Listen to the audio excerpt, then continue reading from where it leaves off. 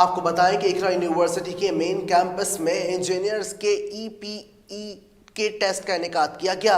इसकी निगरानी vice chairman Pakistan engineering council engineer Mukhtar Ali Sheikh ने की। इस हवाले से मजीद देखते हैं सैयद जुहैब की इस रिपोर्ट में।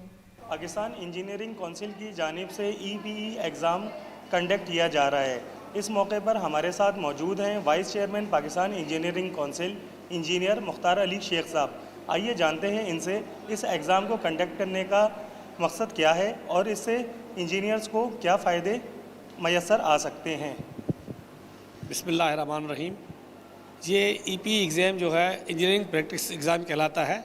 जो हमारे यंग इंजीनियर्स जो रजिस्टर्ड इंजीनियर होते हैं उनके लिए एक हमने एग्ज़ाम रखा हुआ है कि अगर वो एक प्रोफेशनल ये एग्ज़ाम पास करेंगे तो इनको प्रोफेशनल डिग्री मिल जाएगी, प्रोफेशनल इंजीनियर इनको डेजिग्नेशन मिल जाएगा। ये हम हर साल 2 एग्ज़ाम करते हैं, 6 महीने बाद ये एग्ज़ाम होता है। और इसमें ये है कि हमारे हर टेक्नोलॉजी के जो यानी बच्चे होते हैं एक्सपर्ट्स, उनसे एग्ज़ाम लिया, उनकी टेक्नोलॉजी के मुताबिक एग्ज़ाम दिया जाता है। इस मरतबा हमने सिंध में जो है 3 सेंटर बनाए एग्ज़ाम लेने के लिए। एक कराची है, एक हैदराबाद है और एक सक्खर है। हमने ये जो है पाकिस्तान इंजीनियरिंग काउंसिल जो है एक रेगुलेटरी बॉडी है और ये हर साल 2 मरतबा ये पूरे पाकिस्तान में एग्ज़ाम कंडक्ट करती है। और इसके लिए हमने टीमें तश्कील दी हुई हैं। हर जगह पे हमारी एक टीम है जो उसको मॉनिटर कर रही है।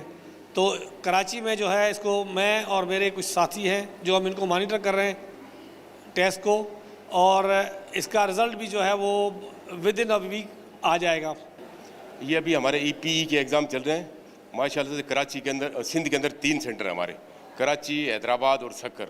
तकरीबन 400 साढ़े 400 कैंडिडेट हैं जो इस इम्तिहान में अपेयर हो रहे हैं। जब से हम वाशिंगटन अवार्ड WA के मेंबर बने उसके बाद ये ज़रूरी हो गया है प्रोफेशनल इंजीनियर बनना।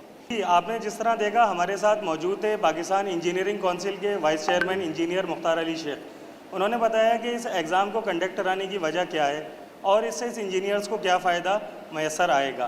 कैमरामैन आमिर अब्बास के साथ सैयद जुहैब, K21 न्यूज़, कराची।